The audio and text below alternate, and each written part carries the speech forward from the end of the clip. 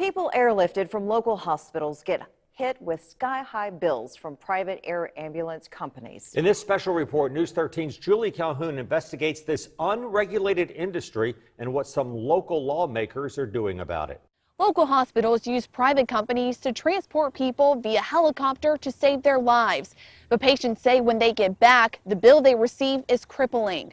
In May of 2014, Lindsay McKnight was pregnant with a baby boy.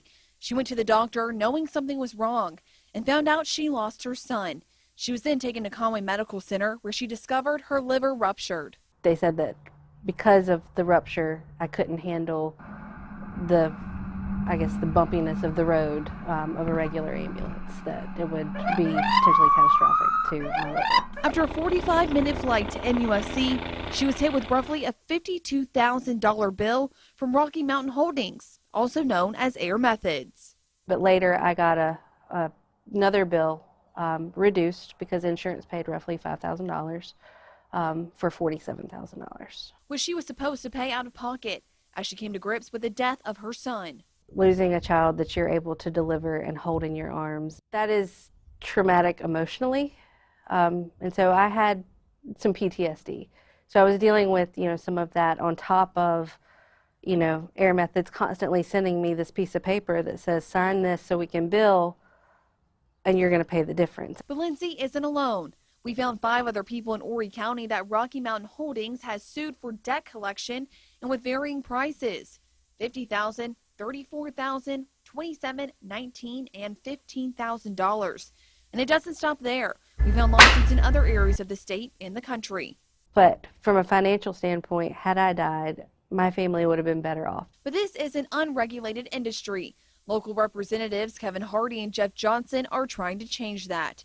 Kevin Hardy says he's been trying to change that for years, but the price of these flights fall under the 1978 Airline Deregulation Act, which created a free market in the airline industry. Come sit down with us and we will negotiate a rate that's fair for everybody, and then that'll help stop this. But they won't sit down with us because they don't have to, and they can continue to charge you anything you want. Right now, lawmakers are trying to pass the Air Ambulance Affordability Act, which would require air ambulance companies to get a permit through DHEC.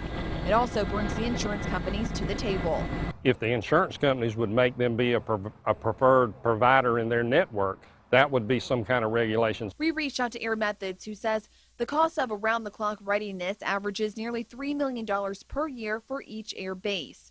They also say 77% of the cost is fixed, giving little leeway for reducing costs on their own.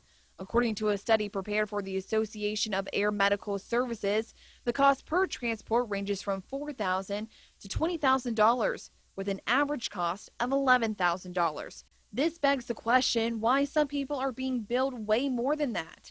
Air Methods says 80% of transports in South Carolina have Medicaid, Medicare, or are uninsured. They say Medicaid in South Carolina only pays $3,000, Medicare pays $6,000, and those who are uninsured pay less than $200. So those with insurance have to cover the cost for everyone else. I don't think that because I have, insurance, I should be penalized and essentially ruined. Conway Medical Center says they don't have any control over the cost of air ambulances. They also say they continue to work with partners like MUSC and Duke to see if there are any more cost-effective means for patients. And Congress currently has a committee to study this issue. Reporting in Conway for News 13, I'm Julie Calhoun. Air Methods and Blue Cross Blue Shield of South Carolina are currently in negotiations. Right now, though, Blue Cross does not have any air ambulances in network. Air Methods also says price controls would ultimately cause every air ambulance service to leave the state. We'll post links to the legislation and the cost study at WBTW.com.